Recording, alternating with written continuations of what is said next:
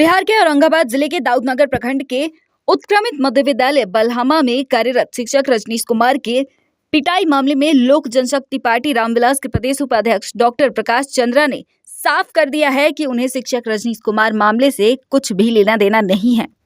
उन पर जो भी आरोप लगाए जा रहे हैं वो बेबुनियाद हैं और बेआधार हैं। उन्होंने हमेशा से शिक्षकों का सम्मान किया है। वे बीएड कॉलेज चलाते हैं जहां शिक्षक निर्माण की पहली सीढ़ी है। उनके यहाँ शिक्षकों के सम्मान में हर वर्ष कार्यक्रम आयोजित किए जाते हैं। उनकी नजरों में शिक्षक राष्ट्र निर्माता होते हैं। लेकिन जिस तरह से रजनीश कुमार उन पर भद्दे और अनर्गल आरोप लगा रहे हैं, यह कहीं से उचित नहीं है। वह शिक्षक की मर्यादा को तोड़ रहे हैं। डॉक्टर प्रकाश चंद्रा ने कहा कि उन्हें रजनीश कुमार के मामले की कोई जानकारी नहीं थी। वह इतने छोटे और नेगेटिव काम नहीं कर सकते हैं। उसमें बताया गया है कि झगड़े से पहले रात्रि में रास्ते से गाड़ी हटाने को लेकर डॉक्टर प्रकाश चंद्रा के गार्ड और रजनीश कुमार के बीच बहस हुई थी, जिसे प्रकाश चंद्र ने हस्तक्षेप करके मामला शांत कराया था। इस दौरान प्रकाश चंद्र ने रजनीश कुमार शिक्षक को हाथ जोड़कर नमस्कार भी किया था और सॉरी बोलकर आगे बढ़ गए थे। हालांकि उसी रात शिक्षक रजनीश कुमार लगभग अपने गांव से 2 से 3 किलोमीटर आगे तक उनकी गाड़ी का पीछा करते रहे। फिर भी वह लोग किसी तरह दाऊदनगर वापस आ गए थे और इसकी शिकायत कहीं नहीं की थी। दूसरे दिन रजनीश कुमार सोशल मीडिया पर हैंड्स ऑफ प्रकाश चंद्र, जिसमें करीब 25 सदस्य हैं, के किसी सदस्य से बहस कर लिए और यह घटना मारपीट में बदल गई। 2 लोगों के बीच की है, जिसे रजनीश कुमार जातीय रंग दे रहे हैं। यह सरासर गलत है। उन्हें इस घटना के बारे में पता भी नहीं था। उन्होंने बताया कि अगर हैंड्स ऑफ प्रकाश चंद्र से जुड़े कोई व्यक्ति कहीं कोई विवाद करता है या लड़ाई झगड़ा करता है तो उसमें प्रकाश चंद्र कहीं से दोषी नहीं है। अगर उनकी जानकारी में यह बात होती तो वह उस तरह की घटना होने ही नहीं देते। राष्ट्र का निर्माण करते हैं, उसे कोई असामाजिक व्यक्ति भी उनके साथ दुर्व्यवहार करने के पहले सोचेगा। जिन्होंने भी दुर्व्यवहार किया है उनके साथ, उनको मैं उससे भी नीचे की श्रेणी में रखता हूँ। उन्हें मैं अराजक मानूंगा। और मेरे जैसा व्यक्ति जो सामाजिक है, जो हमेशा शिक्षा का अलग जगाने की कोशिश करता है, इसके द्वारा प्रतिभा सम्मान समारोह किया जाता है, जिसमें जिले में कोई भी व्यक्ति अगर कोई भी छात्र छात्राएं अगर अच्छा करते हैं तो उनको जाकर के उनके घर पर सम्मान दिया जाता है। इनके द्वारा शिक्षक दिवस पर शिक्षकों को सम्मानित किया जाता है। और शिक्षक के साथ ऐसा कतई व्यवहार नहीं कर सकता।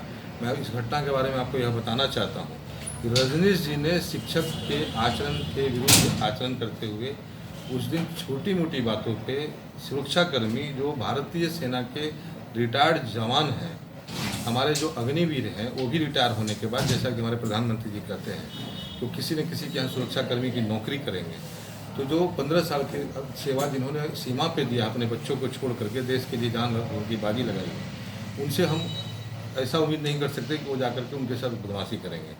उन्होंने जाम लगा हुआ था, उन्होंने गाड़ी हटाने के लिए उनको कहा। उस क्रम में चूँकि सरदार हैं, तो उनका बोलने का शैली था कि सर गाड़ी हटाओ। अब हटाओ में हो गया कि तुम क्यों बोले। ये जब उलझ रहे थे तो हम उनको जा कर के बोले, रजनीश जी प्रणाम कर रहे हैं आपको। तो वो बोले कि गुंडा लेके आप चल रहे हैं। बोले हम आपको प्रणाम कर रहे हैं, आप बोल रहे हैं कि गुंडा लेके चल रहे हैं। उस पर 2 लड़के गाड़ी से उतर गए, उनके साथ वो उलझ गए। हम उस झगड़ा को बचाने की नीयत से, अगर हमको उन पर हमला करना होता तो उस दिन हमारे साथ 15 लोग थे, वो अकेले थे और गाँव के बाहर खड़े थे, जहाँ पे एकदम सन्नाटा था, रात था।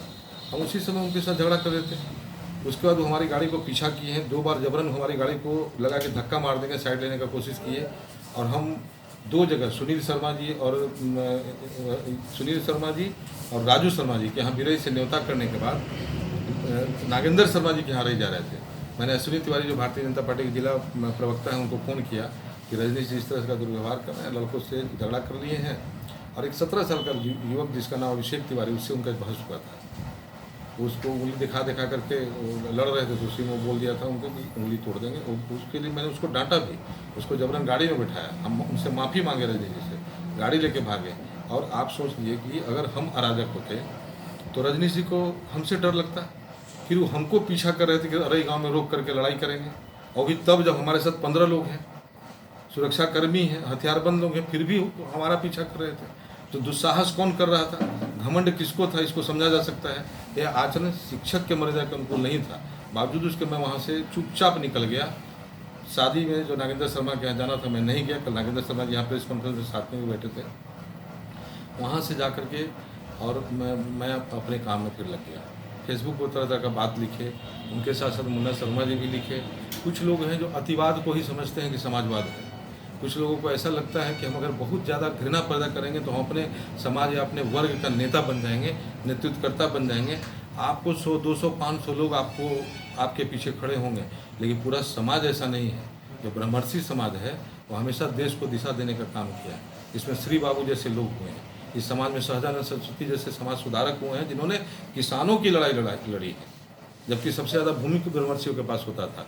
तो यह वह समाज है। इन बातों से आपके समाज के 90% लोग इत्तेफाक नहीं रखेंगे, लेकिन कुछ लोग भ्रमित हो जाएंगे। कुछ के अंदर जातीय कट्टरता, उनको लगेगा कि अरे फलाना ऐसे कर दिया होगा। उसके बाद जैसा कि मैंने उनके FIR को देखा, समाज से भी पता चला, मुझे भी पता चला, मैंने भी अपने स्तर से पता किया, कुछ लोग जाकर के उनके साथ झगड़ा किए हैं। उसकी मैं कड़ी निंदा करता हूँ। मैं प्रशासन से कठोर कार्रवाई की मांग करता हूँ। ऐसे लोगों का जगह जेल में होना चाहिए और ऐसे लोगों का सामाजिक बहिष्कार होना चाहिए। मैं भी ऐसे लोगों का बहिष्कार करता हूँ। लेकिन आप ये बताएं कि अगर नीलमणि जी के द्वारा लिखा जाता है मेरे बारे में अपशब्द, तो क्या उसको यह कहा जाएगा कि ये सुशील बाबू के बहुत खास हैं इसलिए सुशील सिंह करवा रहे होंगे? क्या इसको यह मान लिया जाए? अगर ऐसा नहीं है तो मेरे साथ रहने वाला कोई लड़का अगर जाके झगड़ा करता है तो उसके लिए दोषी मैं कैसे हो सकता हूँ? प्रकाश चंद्रा के पास इतना काम है और इतना सकारात्मक काम है कि इन सब नकारात्मक में ऊर्जा क्यों लगाएंगे? और अगर एक छोटा सा भी गुंडा होगा ना, छोटा सा अगर गुंडा होगा तो वो भी अपराध करते समय थोड़ी योजना बनाता है। हैंड्स ऑफ प्रकाश चंद्रा में 22,000 से ज़्यादा युवा हैं। हमारा इतना सारा संपर्क पूरे ज़िले में है। अगर हमको रजनीश जी को पिटवाना होता तो हम 1 महीना बाद उन पर हमला कराते और अनजान लोगों को, गुंडों को भेज के करवाते, जिसको कोई पहचान नहीं पाते। वो बहाना से इनके गाड़ी में धक्का मारता, उसके बाद जाकर झगड़ा करता है। इतना बड़ा बचकाना हरकत वही कर सकता है जिसके पास कोई दिमाग नहीं है। साथ में रहने वाला लड़का को कोई भेजेगा कि जाइए और जाके बलमा जगहों में जाकर लड़ाई कीजिए, वहाँ जाकर के लड़ाई करिए जहाँ सुन करके लोग आपसे घृणा करने लगे कि स्कूल के बाहर एक शिक्षक की पिटाई हो रही है। अब ऐसा कृत्य जो भी लोग किए हैं उसकी मैं बार बार निंदा करता हूँ।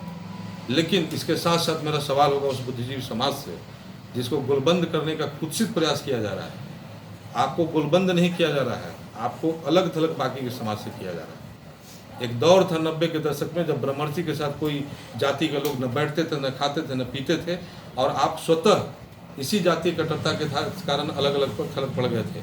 आज सभी समाज के लोग आपके साथ जुड़ना चाहते हैं। सभी समाज के साथ लोग आपके साथ मिल करके बिहार में राजनीतिक बदलाव करना चाहते हैं, सामाजिक बदलाव करना चाहते हैं।